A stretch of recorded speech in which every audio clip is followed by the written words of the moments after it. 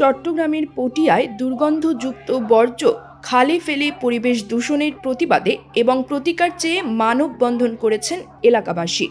শনিবার বিকেল 4:30টায় চট্টগ্রাম কক্সবাজার আরকান সড়কের পটিয়া উপজেলার জঙ্গল খাইন ইউনিয়ন পরিষদের সামনে এই মানববন্ধন অনুষ্ঠিত হয়। মানববন্ধনে বিভিন্ন শ্রেণী পেশার মানুষ অংশগ্রহণ করেন। মানববন্ধন শেষে একটি বিক্ষোভ মিছিল বের করা হয়।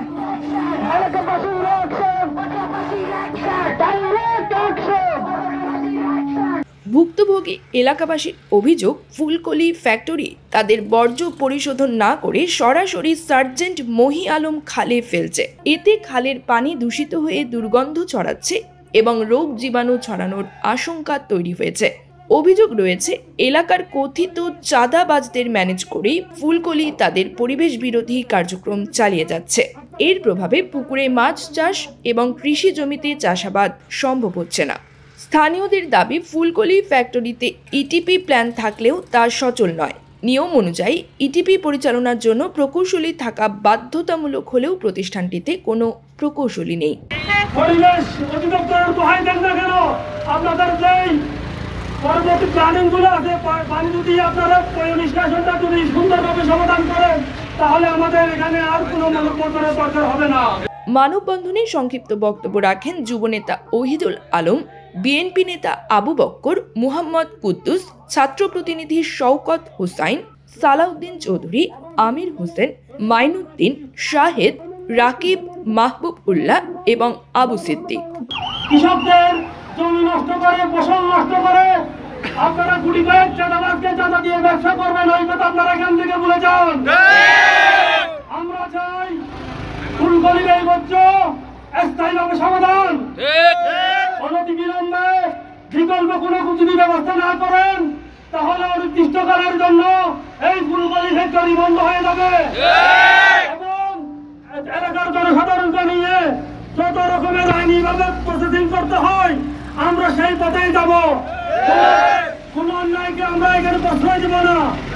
আপনাদের এই বর্জ্যের কারণে এলাকার পানি যদি দূষিত হয়ে গেছে, বিভিন্ন রোগ ব্যাধি এখন দিন দিন বেড়ে যাচ্ছে। এখানে এলাকায় বিভিন্ন মৎস্য প্রকল্প নষ্ট হয়ে যাচ্ছে, কৃষি জমি নষ্ট হয়ে যাচ্ছে, তার জন্য এখানে জমিতে কোনো আবাদ হচ্ছে না। স্থায়ী কোনো সমাধান না হয় তবে আমরা গণস্বাক্ষর কর্মসূচি ঘোষণা করছি। সকলকে নিয়ে আমরা গণস্বাক্ষর কর্মসূচি পালিত করব এবং আমরা পরিবেশ অধিদপ্তরের ডিজি বরাবর লিখিত অভিযোগ করব এবং এরও যদি স্থায়ী কোনো সমাধান না আসে, আমরা যে কথাই বলেছিলাম মানববন্ধনে, এই ফুলকলি ফ্যাক্টরি যদি সিলগালা করতে হয়, আমরা এলাকাবাসী এবং সচেতন নাগরিককে সাথে নিয়ে এই ফুলকলি ফ্যাক্টরি বন্ধ হতে সোচ্চার হবো ইনশাআল্লাহ। এবং এই এলাকার কৃষক, এই এলাকার ছাত্র সমাজকে একটা ধন্যবাদ জানাই এরকম একটা কর্মসূচিতে যোগদান করার জন্য।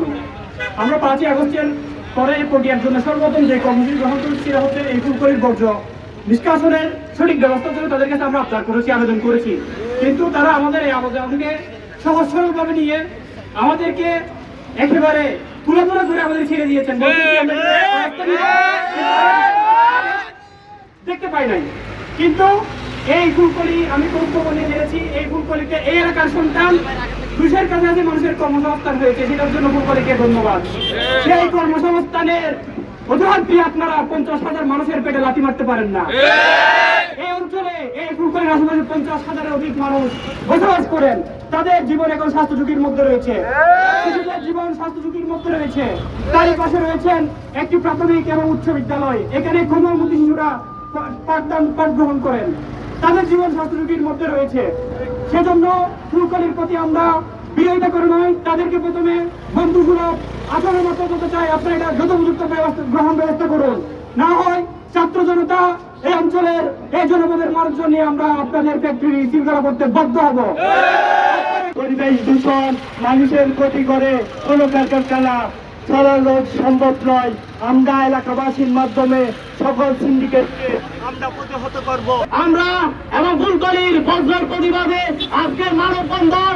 আমরা এখানে কোনো রাজনীতির কথাবার্তা নিয়ে আসি নাই, আমরা সাধারণ মানুষের কথা বার্তা বলার জন্য এখানে আমরা রাস্তায় অবরোধ, আজকের মানববন্ধন এখানে ফুলকলি অতি বিলম্বে ফুলকলিকে সিলগালা করতে হবে পরিবেশ দূষণ থেকে।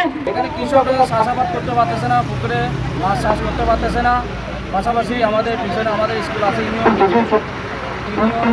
উচ্চ বিদ্যালয়, কিছু উচ্চ বিদ্যালয়, এখানে অনেক ছোট ছোট শিক্ষার্থী আছে, কোমলমতি শিক্ষার্থী আছে, ওদের শারীরিকভাবে দুর্বল হয়ে যাবে। একসঙ্গে গিয়ে এটা মারাত্মক ব্যাধিতে পরিণত হবে। অনেক সচেতন এলাকাবাসীর পক্ষ থেকে মিডিয়ার মাধ্যমে পুজোর সকল জনগণের পক্ষ থেকে আহ্বান করতেছি এবং ফুলকলির মালিক পক্ষের কর্তৃপক্ষের দৃষ্টি আকর্ষণ করতেছি। আমরা সামনে কোনো সমাধান চাই না। আমাদের উদ্দেশ্য হচ্ছে এই দূষণ যাতে কিয়ামত পর্যন্ত না হয়।